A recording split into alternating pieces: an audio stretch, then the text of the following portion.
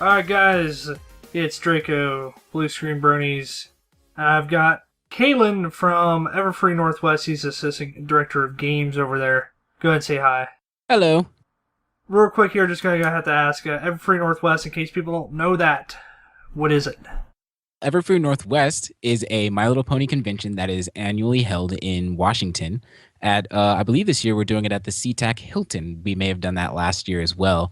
But it's just a convention where you can come and celebrate and love My Little Pony through various events and activities that we'll have planned there, yes. The SeaTac Hotel it's in Seattle, of course. Okay, now, this convention, it obviously had a popular and very productive convention last year. Very much so, yes. What's different that you can elaborate on this year? Well, this year, there's going to be a lot of different events going on. I haven't really been shown like the event sheet yet. I've kind of just been tending to the gaming section. But I know that there's going to be a few new things going on. There's going to be a few new panels going on and they're trying a few experimental things just to kind of see if things work. That's understandable. You gotta find out what works, what doesn't work. You said you worked at the game room and whatnot. What all are you trying to do for the game room? The central plan really is just to have a place where basically anyone can just come in and play some games. Now, would they have to bring their own games, or are you guys going to supply stuff to do that with? No, the plan is to supply. We were planning on having some sort of checkout system. Okay. But we don't really have the specifics of it yet. All right. Now, what kind of games were you thinking here? I know Ursa and I were talking about tabletop games, but as far as as I can remember, I don't remember him saying anything like Legend of Equestria or anything like that being there. Yes, so we were planning on having an electric video game or a video game room and a board game room. And the reason behind that is that when you have video games, it only brings in kind of like a certain demographic of people who know how to play video games.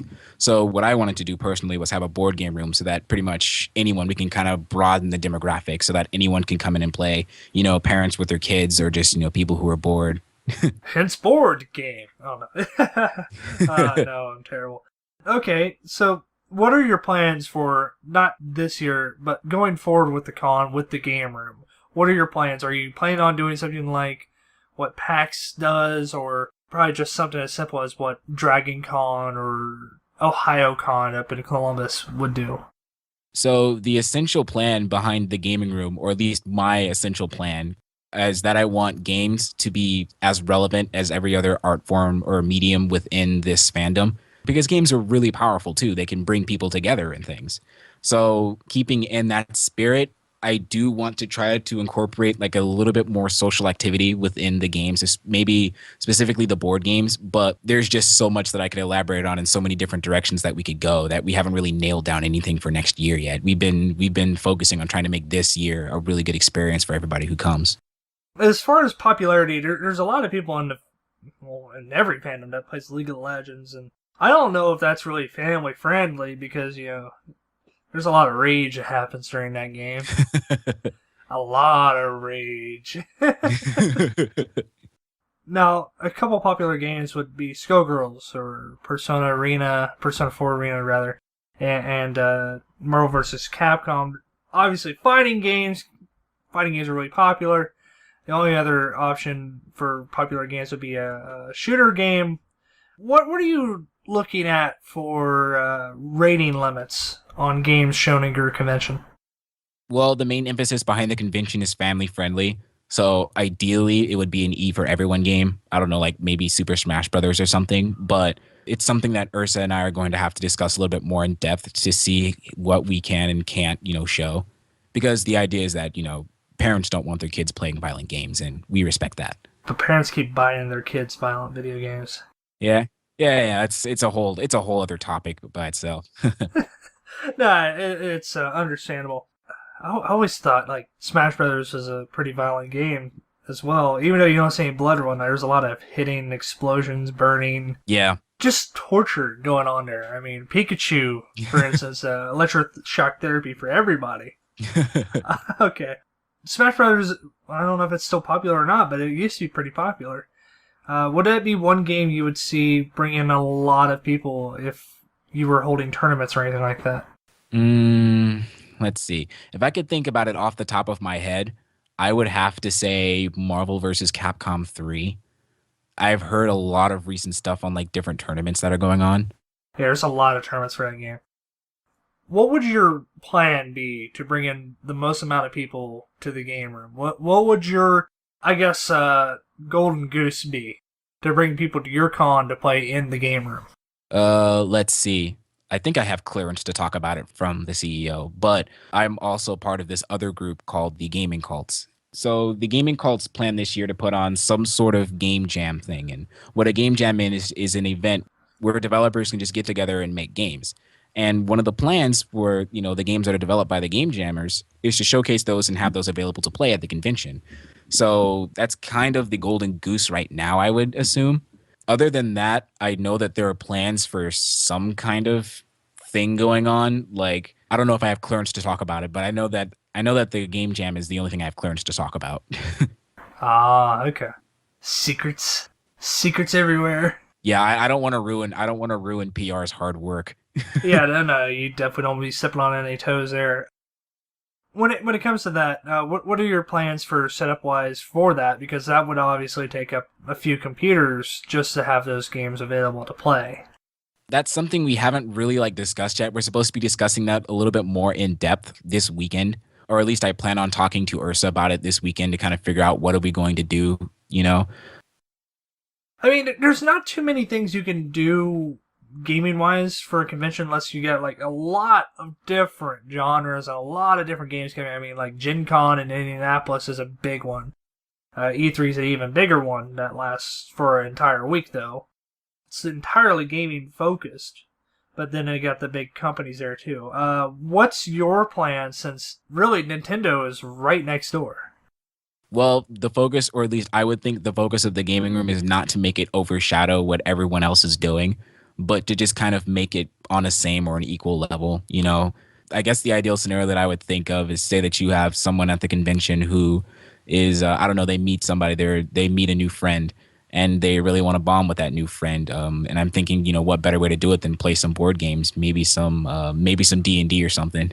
Ah, or some role playing as magic, as it were. Exactly. Or some role playing as magic. Yeah, you gotta plug that, you know. It's to kind of bring the social element in a sort of an interactive perspective with like the different types of games that we want to show. Okay, now let's say you had your chance at any budget, you could put up any ideal setup you want. What would you do? Okay. Well, with the game jam thing, I would have computers too. Ideally, I would want to have like set up within the game room from a certain time to a certain time to say, look, there was a game jam that happened at this point in time.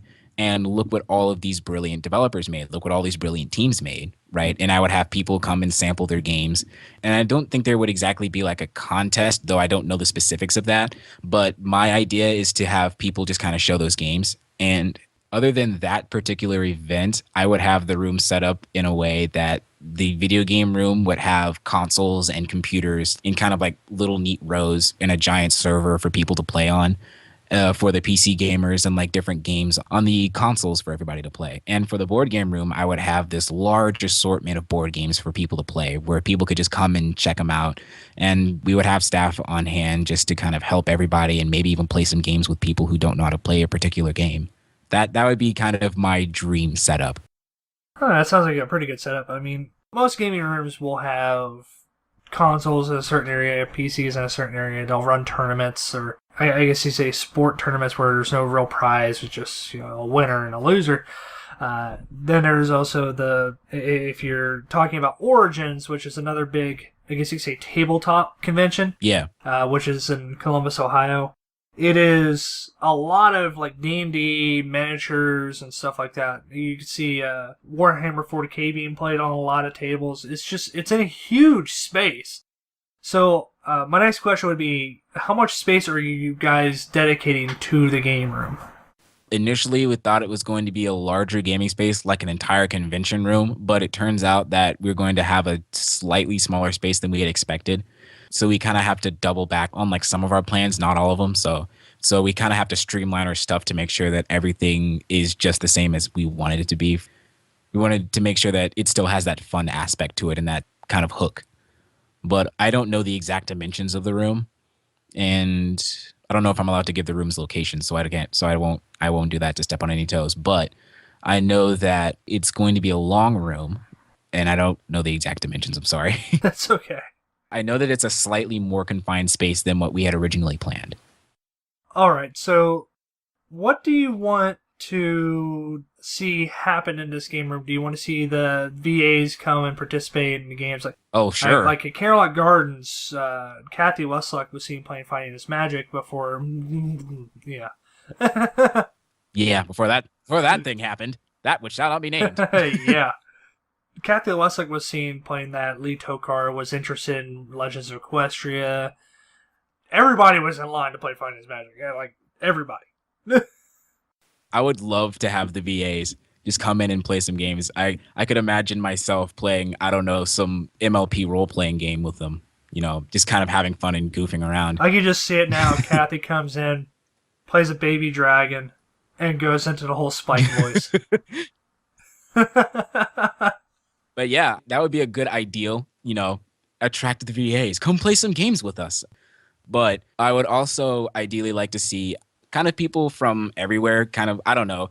You got the hardcore gamers, playing games, and you've got the kind of the casual players playing games like social games like Apples to Apples or Cards Against Humanity if we'll even allow that. I don't think so. But I don't think so. But you would see like different types of people playing different types of games, and it wouldn't just kind of be like this barren space. It would be lively and social and active. And I would like to see a mixture of like hardcore and casual games, just kind of so that everybody's on the same level so that there's no group. There's no group of we're the hardcore gamers and you're the casual gamers and our games are not good for you or something like that. I would like to see everybody together playing games. I can see that getting bad real quick because hardcore and casual kind of just I know they clash. Yeah, I know they're it's kind of like a purple dragon thing. It's kind of like it's kind of like a Spike thing, really. But I think it'd be worse than that. It's kind of like an atheist walking into the church fish fry. Basically, yeah. Because it's like there are different types of games designed for different types of players, and I guess ideally I would like to see everybody be social, but. There's always different types of things you can do, too. You can always have, like, a time attack contest, see who can do something the fastest. Exactly, yeah. WarioWare tends to be the funniest thing I can think of that. I love WarioWare. I love WarioWare. I mean, there's different things you can do, and with so many gaming, I guess you could say, companies and web series comics that are literally in Seattle, you can probably draw off of a lot of things. The only thing I can recommend is don't invite Gabe and Tycho. Don't. Don't?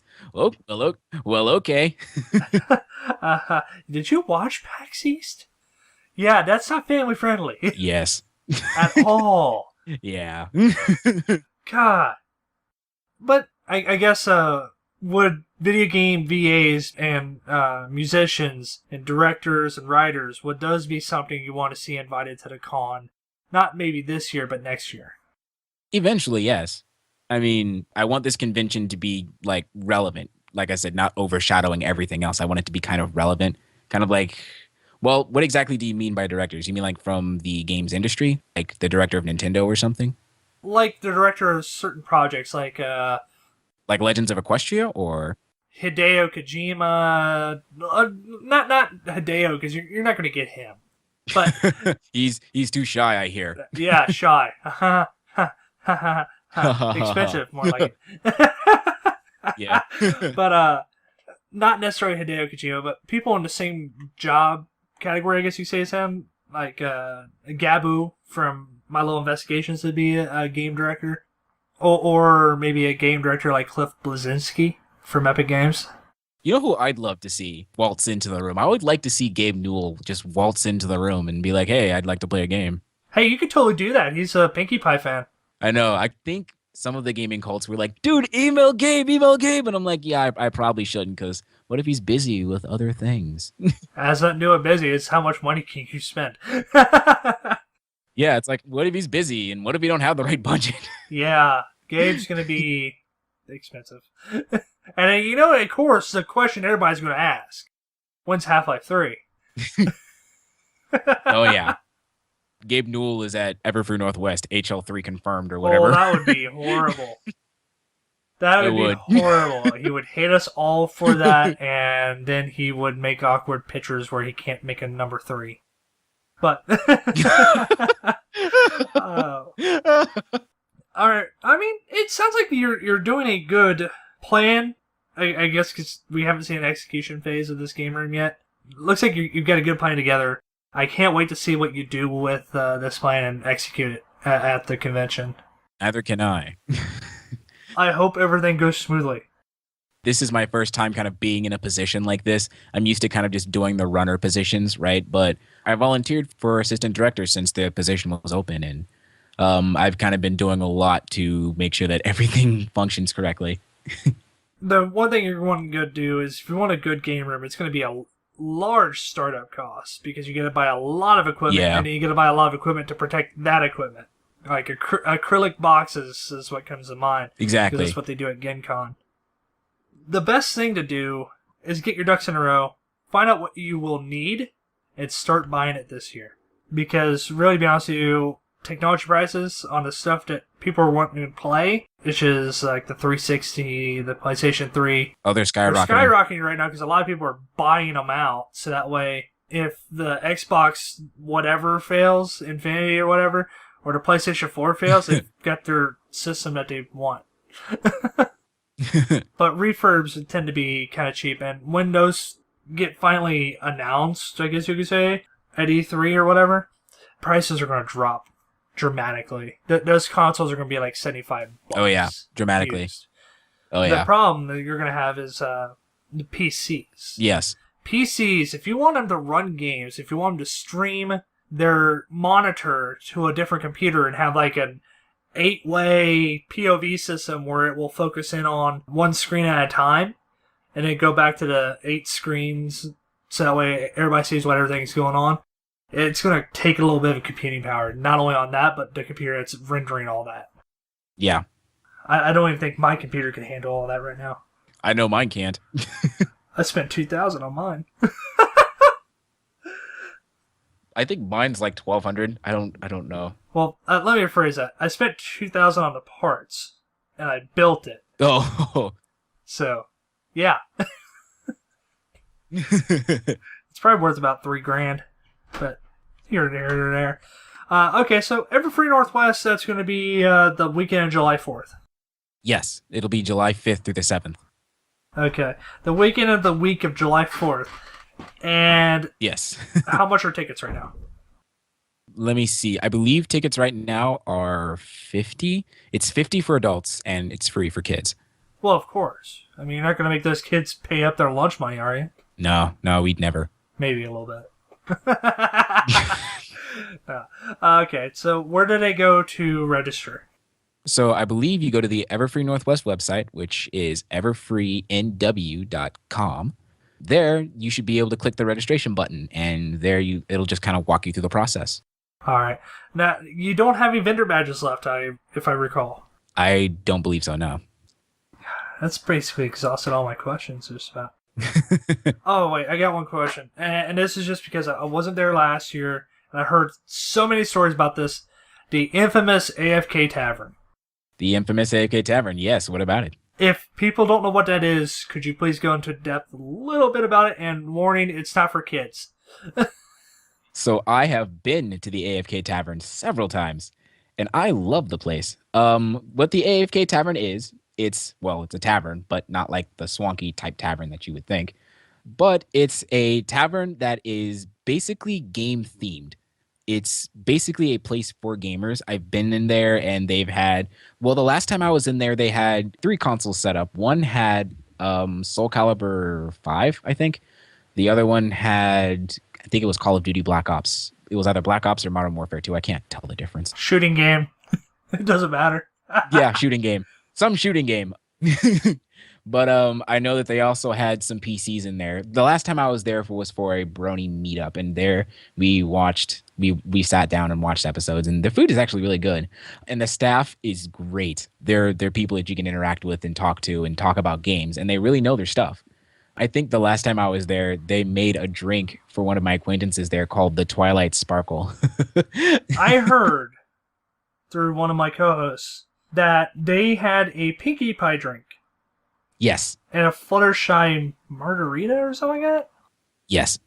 I can't remember, but just because the Everfree Northwest was going on, so